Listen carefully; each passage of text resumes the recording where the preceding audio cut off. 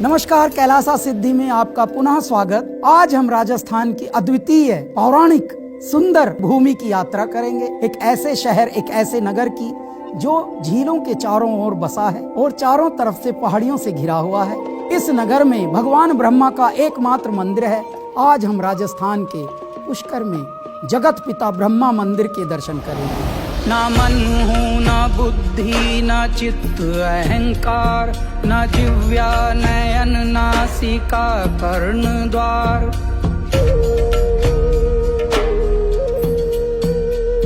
ना मन हूँ, ना बुद्धि, ना चित्त अहंकार, ना जिव्या नयन, नासिका कर्ण द्वार। न चलता, न रुकता, न कहता, न सुनता, जगत चेतना हूँ अनादि अनंत। जगत पिता ब्रह्मा मंदिर और समान रूप से प्रसिद्ध पुष्कर झील की एक कहानी है। इसको पुष्पकर, हम बेसिकली मूलतः हम पुष्पकर, जहाँ हाथों से पुष्प अर्पित कर रहे हैं, उसको पुष्पकर को ही धीरे धीरे पुष्कर हो गया। तो पुष्पकर मूलतः इसका नाम है। पद्म पुराण के अनुसार भगवान ब्रह्मा ने राक्षस वज्रनाभ को तथा उनके बच्चों को मारने तथा लोगों को परेशान करने की प्रयत्न करते हुए देखा। भगवान ने तुरंत अपने हथियार से राक्षस का वध किया और उसको उस युद्ध में हरा दिया। हालांकि इस प्रक्रिया में कमल की पंखुड़ियां 3 स्थानों पर जमीन पर गिरी, जिससे 3 झीलें बन गईं। इन 3 झीलों को ज्येष्ठ पुष्कर, जहां आज मंदिर है, मध्य पुष्कर और जहां पर कनिष्ठ पुष्कर के नाम से जाना जाता है। ज्येष्ठ पुष्कर झील के आसपास की भूमि को शांति और पवित्रता को देखते हुए भगवान ब्रह्मा ने एक यज्ञ करने का फैसला किया। यज्ञ को शांति पूर्वक संपन्न करने के लिए उन्होंने पुष्कर के चारों ओर पहाड़ियां बनाई।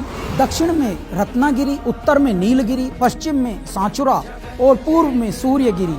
और यज्ञ के अनुष्ठानों की रक्षा के लिए भगवान विष्णु तथा भगवान इंद्र के साथ देवताओं को वहां आवाहन किया, उनको स्थापित किया। यज्ञ कुंड में अग्निदेव भी उपस्थित थे। हालांकि यज्ञ करते समय भगवान ब्रह्मा की पत्नी सावित्री सरस्वती का एक रूप यज्ञ के आवश्यक भाग को पूरा करने के लिए निर्धारित समय पर उपस्थित नहीं हो सकी, क्योंकि वह अपनी साथ देवी लक्ष्मी, पार्वती और इंद्राणी की प्रतीक्षा कर रही थी। भगवान कृष्ण की आभीर जाति से संबंधित गायत्री नाम की एक लड़की यज्ञ में उपस्थित थी। यज्ञ को पूरा करने के लिए भगवान ब्रह्मा ने उनसे विवाह कर लिया और उन्हें अपने पास बिठाकर अपने सिर पर अमृत का कलश रखकर और आहुति देकर यज्ञ पूर्ण किया। तब देवी सावित्री अंततः कार्यक्रम स्थल पहुंची और उन्होंने गायत्री को भगवान ब्रह्मा के बगल में बैठा पाया, जिसे देवी सावित्री का स्थान माना जाता था। उत्तेजित होकर, क्रोधित होकर उन्होंने भगवान ब्रह्मा को श्राप दिया कि उनकी कभी भी पूजा नहीं की जाएगी। आज भी आप देखिए, एक मंदिर के अलावा ब्रह्मा का कहीं मंदिर नहीं। तत्पश्चात कितने भी देवताओं को हम पूजित करें, ब्रह्मा की कहीं पूजा होती भी नहीं। परंतु फिर उन्होंने पुष्कर में उनकी पूजा की अनुमति देकर शाप को कम कर दिया। सिर्फ पुष्कर में भगवान ब्रह्मा का एक मंदिर है, जहां सभी पूजा अर्चना के लिए आते हैं। देवी सावित्री ने भगवान इंद्र को युद्ध में आसानी से पराजित होने का श्राप दिया था।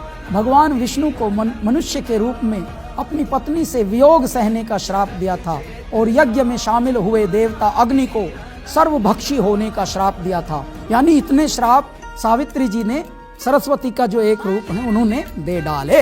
यद्यपि यज्ञ की शक्तियों से संपन्न गायत्री ने देवी सावित्री के श्राप को कम कर दिया। उन्होंने पुष्कर को सबसे महत्वपूर्ण तीर्थ स्थलों में से एक बनने का आशीर्वाद दिया। भगवान इंद्र को आशीर्वाद दिया कि वह सदैव अपना स्वर्ग बनाए रखें। भगवान विष्णु को आशीर्वाद दिया कि वह सदैव मानव राम के रूप में पुनर्जन्म लेंगे, अपनी पत्नी के साथ फिर से मिलेंगे। और भगवान अग्नि को आशीर्वाद दिया ताकि यज्ञ करते समय आशीर्वाद लेने के लिए सदैव उन्हें बुलाया जा सके। इस प्रकार पुष्कर मंदिर को भगवान ब्रह्मा को समर्पित एकमात्र मंदिर माना जाता है। देवी सावित्री अब घटनाओं से शांत और प्रसन्न होकर रत्नागिरी पहाड़ियों में चली गईं और वहीं पर विलीन हो गईं और भूमि और उसके लोगों को आशीर्वाद देने के लिए पानी के झरने के रूप में उभर कर इसका हिस्सा बन गई, इसका अंश बन गई, जिसे सावित्री झरना के रूप में जाना जाता है। जैसे ही आप भगवान ब्रह्मा का आशीर्वाद लेने के लिए इस पवित्र मंदिर की ओर तीर्थ स्थान पर चलेंगे। मुझे आशा है हमारी पूरी KEPL टीम को, कैलाश खेर आपके को बड़ी आशा है कि आपकी तीर्थ यात्रा, इसकी रचना और इसकी सुंदरता से मोहित हो जाएगी और आपकी मन्नतें, आपका मनोरथ, आपकी इच्छाएं, आपका हृदय प्रफुल्लित होगा और परमात्मा भगवान ब्रह्मा का आशीर्वाद आपके हृदय तक पहुंचेगा। हम कैलाश खेर और KEPL पूरा समूह आपको आपकी तीर्थ यात्रा के लिए अनंत शुभकामनाएं देता है। हरि ओम।